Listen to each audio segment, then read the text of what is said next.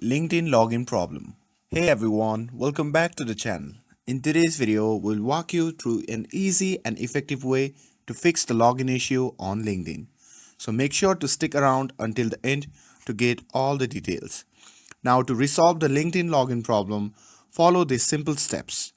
So open your LinkedIn app, and once you have opened it, in the login page, simply sign up by entering your credentials.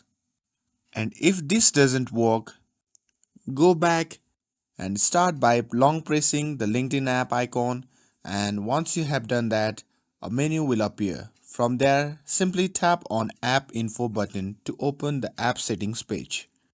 Now, in the app settings page, simply scroll down and navigate to the bottom, and there you can see the option named Clear Data. Tap on it, and from here you can simply clear cache or you can clear data.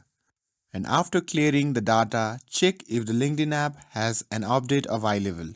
If it does, update the app to the latest version for improved performance and bug fixes.